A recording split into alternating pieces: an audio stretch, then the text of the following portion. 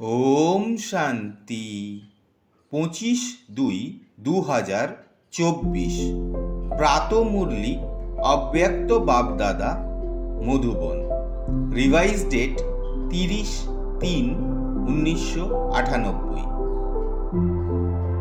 সকল প্রাপ্তিগুলির স্মৃতি ইমার্জ করে অচল স্থিতির অনুভব করো আর জীবনমুক্ত হও।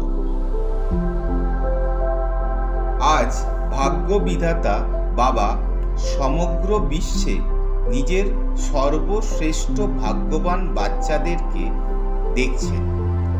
প্রত্যেক বাচ্চার ভাগ্যের মহিমা স্বয়ং ভগবান গাইছেন। বাবার মহিমা তো আত্মারা গায়ন করে, কিন্তু বাচ্চারা তোমাদের মহিমা স্বয়ং বাবা করছে।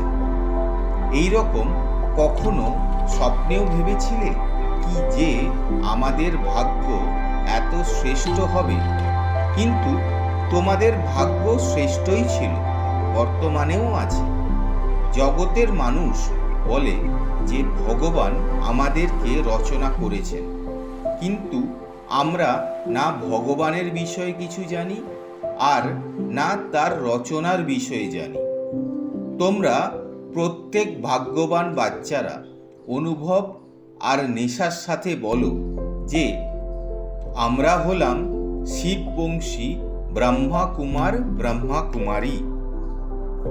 আমাদের এটা জানা আছে যে বাপদাদা আমাদেরকে কিভাবে রচনা করেছেন। ছোট বাচ্চা হোক বা বৃদ্ধ পাণ্ডব, শিবশক্তি যদি কেউ তোমাদেরকে জিজ্ঞাসা করে যে তোমাদের বাবা কে, তো কি বলবে? নিশ্চয়ের সাথে বলবে যে আমাদেরকে শিব বাবা ব্রহ্মা বাবার দ্বারা রচনা করেছেন। সেই জন্য আমরা হলাম ভগবানের সন্তান।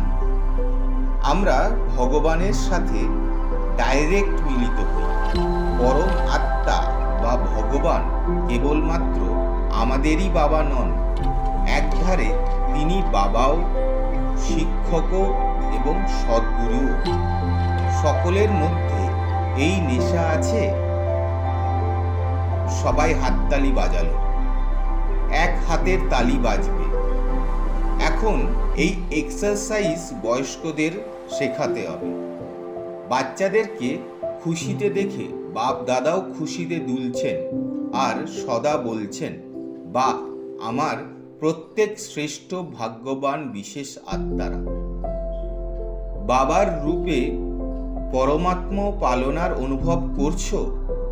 এই পরমাত্ম পালনা সমগ্র কল্পে কেবল এই ব্রাহ্মণ জন্মে বাচ্চারা তোমাদের প্রাপ্ত হয়। যে পরমাত্ম পালনাতে আত্মার সর্বপ্রাপ্তি স্বরূপের অনুভব হয়। পরমাত্ম প্রেম সর্ব সম্বন্ধের অনুভব করায়। পরমাত্ম প্রেম নিজের দেহ অভিমানকেও ভুলিয়ে দেয়, সাথে সাথে অনেক স্বার্থ সম্পন্ন ভালোবাসাকেও ভুলিয়ে দেয়। এই রকম পরমাত্ম প্রেম পরমাত্ম পালনার অন্তরে পালিত হওয়া ভাগ্যবান আত্মা হলে তোমরা। তোমাদের ভাগ্য এতটাই শ্রেষ্ঠ যে বাবা স্বয়ং নিজের বতন ত্যাগ করে তোমাদেরকে অর্থাৎ গডলি স্টুডেন্টদেরকে পড়াতে আসেন। এই রকম কোনো টিচার দেখেছ যিনি প্রতিদিন সকালে দূর দেশ থেকে পড়াতে আসেন? এই রকম টিচার কখনো দেখেছ? কিন্তু বাচ্চারা তোমাদের জন্য বাবা প্রতিদিন শিক্ষক হয়ে তোমাদের কাছে পড়াতে আসেন, আর কতই না সহজ করে পড়ান। দুটি শব্দের পড়া, তুমি আর বাবা। এই দুই শব্দের চক্র বলো, ড্রামা বলো, কল্পবৃক্ষ বলো, সমগ্র নলেজ সমাহিত আছে।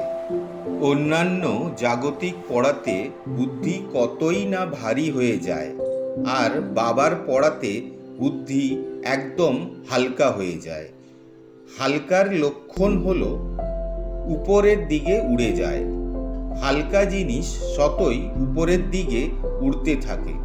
তো এই পড়াশোনার দ্বারা মন বুদ্ধি উড়ন্ত কলার অনুভব করে। আজকের মধুর বরদান হল, ব্রাহ্মণ জীবনে এক বাবাকেই নিজের সংসার বানিয়ে নেওয়া শত আর সহযোগী ভব। ব্রাহ্মণ জীবনে সকল বাচ্চাদের প্রতিজ্ঞা হল, এক বাবা, দ্বিতীয় আর কেউ নয়। যখন সংসারই হলো বাবা, দ্বিতীয় কেউ নয়, তো শত আর সহযোগী স্থিতি সদা থাকবে। যদি দ্বিতীয় কেউ থাকে তাহলে পরিশ্রম করতে হবে। এখানে বুদ্ধি যেন না যায়, ওখানে যায়, কিন্তু এক বাবাই হলো সব কিছু, তাহলে বুদ্ধি আর অন্য কোথাও যেতে পারবে না। এইরকম সহযোগী সহজ স্বরাজ্য অধিকারী হয়ে যাবে। তার চেহারাতে আত্মিকতার ঔজ্জ্বল্য একরকমই থাকবে। স্লোগান: বাবার সমান অব্যক্ত বা বিধেয়ী হওয়া, এটাই হলো অব্যক্ত পালনার প্রত্যক্ষ প্রমাণ। শুক্রিয়া বাবা। ওম শান্তি।